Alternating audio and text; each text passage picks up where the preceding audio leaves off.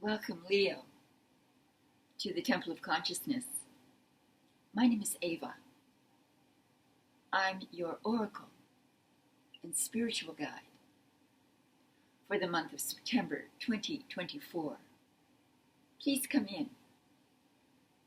This is relevant to you if your sun sign, your moon sign, or your rising sign is Leo.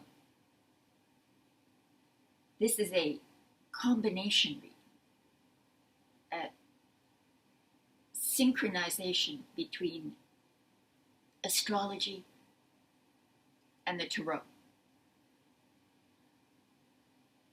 Thank you very much for being here. Thank you for those of you who are new. Please subscribe and share. Fairly soon, I do plan to do some live shows, so if you would hit the notification bell as well, that would help. So on the astrological side of this reading, I like to track first the transit of the planet called Mars. What is Mars? Mars, known to the ancients as the god of war, transits each house for 40 days and symbolizes aggressive, forward-moving energy, passionate energy. Which house is Mars energizing this month? So Mars is now transiting your 12th house, bringing all that power, that aggressive, investigatory, restless energy to your 12th house of the subconscious. The place where you push away from consciousness that which you don't want to face directly. It's all the labyrinth of hiding places in the subconscious mind where you can store difficult memories, experiences. So now there'll be everything that has been buried will rise up with the energy of Mars, bringing up from the subconscious those things that you may have avoided thinking about, feeling. And so it could cause you some restless nights of insomnia, or perhaps just a need to be self-reflective, private in many ways. And maybe this might make you ultra-private so that you shun company. Maybe you're just not in the mood for that. Socializing, as this is a very deep and intimate sort of transit. So that is what's going on with Mars this month. Now, I also like to track the transit of Venus. What's Venus? Venus, the planet of love, symbolizing pleasure, beauty, compassion, peace, wealth. Venus transits about 5 weeks in each sign. Where is your Venus this month? Well, Venus, the planet of love, of pleasure, of beauty, of that which you value, is moving into your 3rd house. The third house is the house of communication, of thinking, of your neighborhood, of your siblings. It's about networking, communicating, and we have Venus, the planet of love, so pleasant conversations with neighbors. Pleasant seeking out. There's an urge for pleasant conversation or pleasant interaction with your community. It gives you a real sense of community, a love for community, a love for the community that you're in. There's Jupiter trining you here as well. So there's a lot of luck with intellectual pursuits, learning things. You're like a sponge. You can pull it in because Venus is attractive energy. So you attract to you the opportunities for learning, for communicating, for being more lovingly connected to your siblings and your neighbors. That is what the transit of Venus in your third house represents. Now, normally I would only do those two transits, but this month we have a very special celestial event, and that is a full moon lunar eclipse. A full moon lunar eclipse, a very rare event, happening an average of twice a year.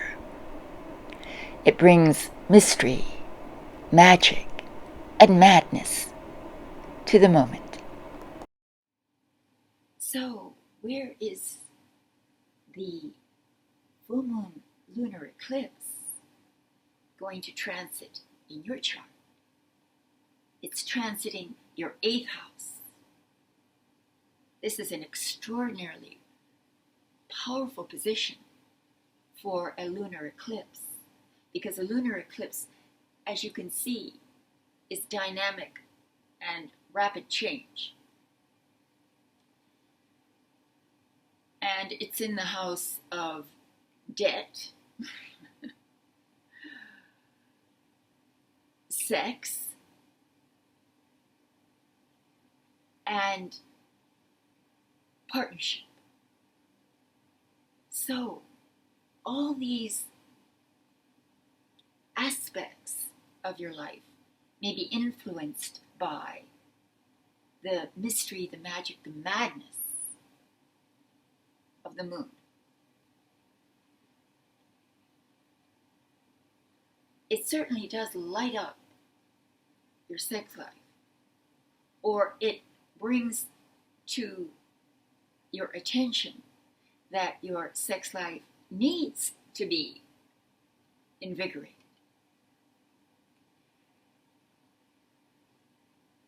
If it's about investments, inheritance, your wealth, your shared resources, well, it might be a very touchy subject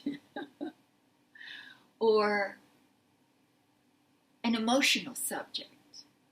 Maybe you have a change of emotional attitude towards how you share resources, how you share wealth, how you invest in a partnership or on your own. This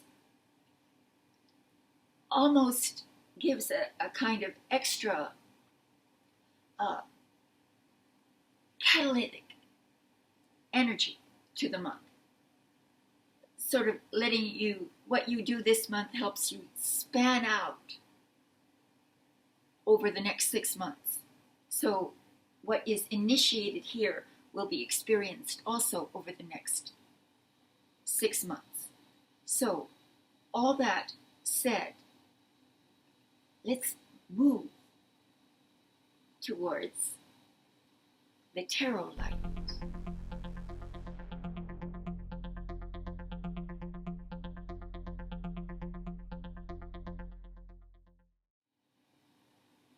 the tarot. The tarot is a beautiful instrument, and the correlations between the cards and astrology are more than obvious. Each card has a different corresponding astrological correlate.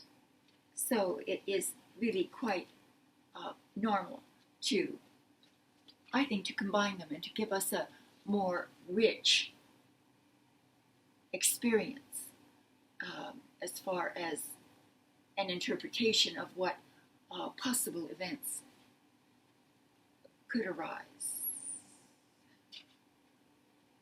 And we have an interesting beginning. We have the Page of Pentacles reversed. Well, pages, first of all, represent messages. And in this instance, it's perhaps a message about some young person who may be delayed or in some way are not being allowed to express themselves in full measure. Maybe someone discontent, a young person who is an earth sign, like Capricorn or Taurus or Virgo. But in general, it means that you might be on two different pages, again, concerning finance, concerning your investments, concerning your, as we said, we have the moon in the 8th, the lunar eclipse in the 8th, partnerships. So this could be speaking to that as well.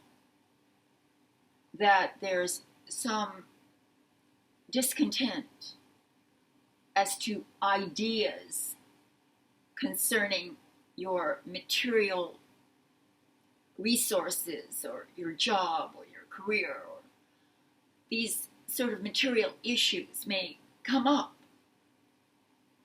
between you and a partner. The Venus is in the 3rd house of learning and communication, pleasant communication. So this is interrupted messages concerning learning. Maybe you're trying to get higher education in some way, becoming apprentice in some way, and you have to get over some either psychological issue or some material issue for you to become the student that you want to be. So it's just perhaps a disagreement about ideas concerning, again, investments or your material wealth, your property, your material world. All right. Let's move on to the second position, the position of your challenge. Your challenge. Your challenge is the 3 of Cups. Well, I can see this because Mars in the 12th is a little psychically perturbing. It's disturbing. Your thoughts are perhaps moving into areas where you really need some self-awareness, self-consciousness, and maybe that's the whole mood, as we were saying, that's the mood of the month. But your challenge is to get out of that and to maybe move towards the Venus in the 3rd, to find collaborative work, to find people of like mind, and spirit. Maybe you need to set up some celebration of an event. And that's your challenge. And I hope you're in the mood for it, because this is asking you to become joyful, appreciative, respectful of your friendships, because this is about deep friendship. And when we look at the previous card of Pentacles reversed, it's saying that the best way to mend a partnership or a love relationship, a marriage, is to develop a friendship, a genuine friendship. That's what this means. To reach out and find camaraderie, like interest. So this is teamwork. And when you apply teamwork, you meet your challenge. You achieve your goals. So it's through love and compassion, through Venus, that you come to success. Wow. And in the position of the unexpected, we have judgment. Judgment. This is very apocalyptic. The 8th house is kind of apocalyptic, very transformative. So we have a transformative month. The picture, the image, depicts a family arising, several families arising from their coffins, hearing the call of the angel, answering your call, your karmic call to do what you were intended to do when you arrived here on Earth. So there's no wonder that we've got the full moon lunar eclipse in the 8th, in this dramatic house of transformation and deep revolutions, psychic revolutions. This is speaking to that. So this often ends a major chapter and begins a new one. And so there's celebration. And that was your challenge, to celebrate, to appreciate, to bond with friends, with neighbors, with siblings, and to create something that wasn't there before. To create something beautiful, Venus. Something loving, Venus. And here we have almost a sort of when Noah saw the rainbow after the storm. So that's the kind of enlightenment that it's talking about. It causes a real spiritual transformation. And this can happen. This can happen because, Leo,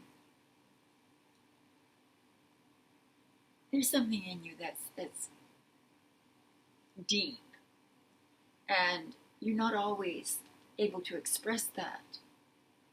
That's why you make such great actors, is because you act out all the emotions that make us human. And in so doing, you find yourself.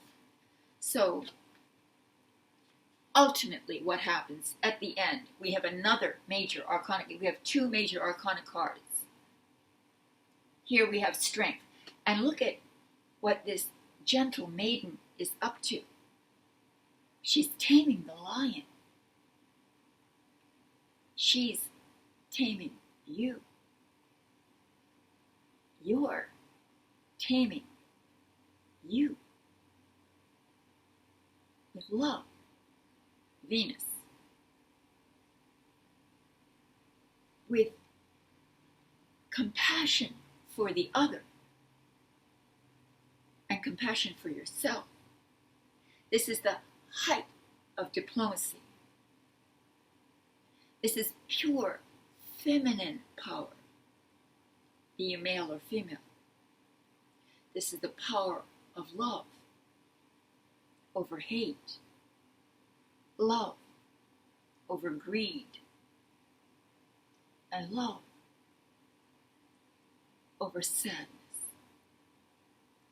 This way, you overcome yourself and you overcome the other's opposition, aggression. This month is a very deep month of transformation. So let's see what the summary is.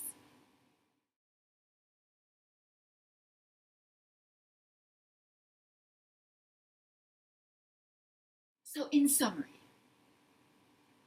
we've got Mars in the 12th, stirring up the deep cauldron of unaddressed emotional issues. We've got Venus in your house of communication, of learning, of thinking, of new ideas. And then we have the full moon lunar eclipse in the house of sex, taxes, and death. Death meaning change.